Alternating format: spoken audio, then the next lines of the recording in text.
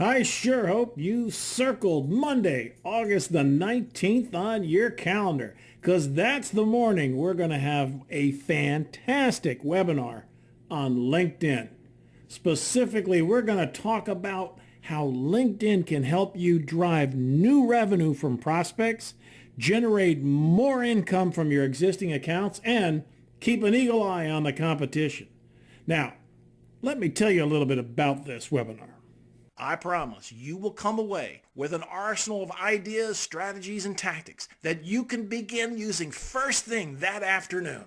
During our training, there's going to be quite a few people who, well, it's been a long time since they last logged on to LinkedIn. In fact, they may not be able to remember their password. There's also going to be a lot of people who they've never got around to checking out LinkedIn, and that's great. And for those two groups of people, I'd like to suggest a slight homework assignment. I would like you to go right over to your browser right now, and let's take a few minutes to open up a basic LinkedIn account. It's so simple. Just log on to linkedin.com, and the very first screen that you're going to be presented with, all they need here is your first name, last name, email address, and a password that you will use every time you log on to LinkedIn. And then you just click Join Now. Next, they're going to ask you what country you live in. LinkedIn is global. There's millions of people outside the United States that belong to LinkedIn. And then they want the zip code of where your primary office or business is. You're then given the opportunity to make 3 selections, which is employed, job seeker, or student. This just determines the next questions they'll ask you in building your profile.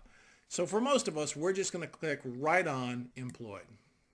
This next screen that you will see when you first join LinkedIn is their first of many attempts to get you to open up your various contact lists so they can go out and see which one of your friends and contacts are members of LinkedIn. This particular case, they're looking for your email address password. Now, this is going to be a really good strategic step, but not right now. This is something you want to do after we finish training. So I highly recommend you skip this step. Just click right here.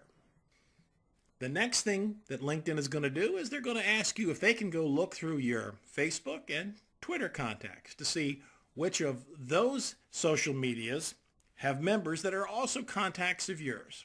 This is going to be a step we'll take after we complete your profile. So for this particular screen, I'm recommending once again you click on skip this step. We will come back to this. Now once again, LinkedIn is going to ask you if they can have access to your email. I'm highly recommending this is something we will do, but let's wait and do it after training when we have a world-class profile built. So please just click on skip this next step. They are persistent in LinkedIn. They just want to make sure you know that if you don't do this, you could be missing out on an opportunity. But don't worry, you won't, because as soon as we build your profile, we'll jump right into how we go out and find contact.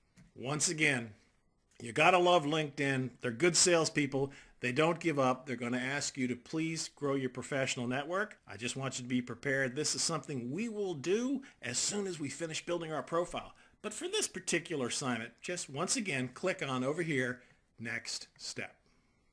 Now this is the last screen they're going to present to you. This is where they want you to upload a photograph. I highly recommend you have a photograph.